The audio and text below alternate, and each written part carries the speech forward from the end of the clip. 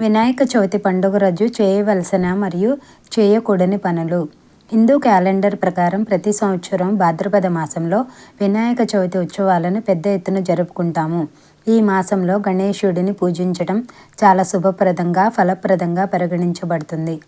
ఉదయం తిథి ప్రకారం ఈ సంవత్సరం వినాయక చవితి పండుగ సెప్టెంబర్ 7వ తేదీ శనివారం జరుపుకోనున్నాము.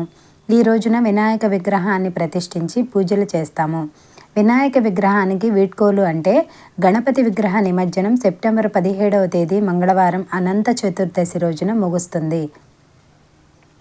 ప్రతి ఒక్కరూ వినాయకుడి విగ్రహాలను తీసుకువచ్చి వారి ఇంట్లో ప్రతిష్ఠించి ప్రత్యేక పూజలు చేస్తారు. కొందరు వినాయకుడి విగ్రహాలను 3 రోజులు ప్రతిష్ఠించగా మరికొందరు 5, 7, 9, 11 రోజుల పాటు వినాయకుడిని పూజించి ఆ తర్వాత నిమజ్జనం చేస్తారు.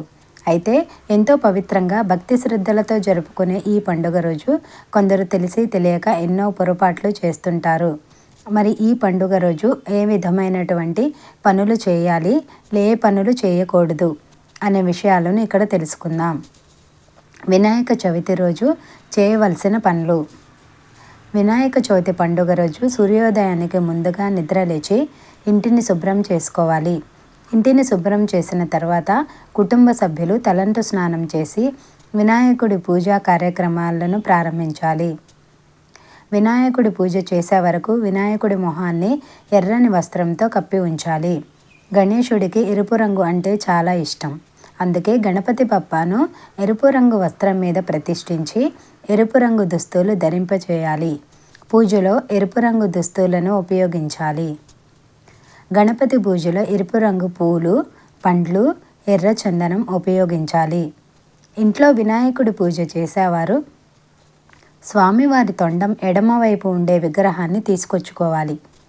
కుడివైపు ఉండే విగ్రహాన్ని తీసుకొచ్చిన కొన్ని నియమ నిష్టలను పాటించాల్సి ఉంటుంది. వినాయకుడి పూజలో స్వామివారికి ఎంతో ఇష్టమైన ఉండ్రాళ్ళు, కుడుములు, మోదకాలు, గరిక, వెలగపండు తప్పనిసరిగా ఉండాలి. అలాగే స్వామివారికి బెల్లంతో తయారు చేసిన తీపి వంటలను నైవేద్యంగా సమర్పించాలి. ఎంతో పవిత్రమైన ఈరోజు పేదలకు మన శక్తి సామర్థ్యాల కొద్దీ దాన ధర్మాలను చేయాలి. గణపతి ఆరాధనలో ఓం గం గణపతయే నమః వంటి గణేశ మంత్రాన్ని 10 రోజుల పాటు జపించాలి. గణపతి వినాయక చవితి రోజు చేయకూడని పనులు.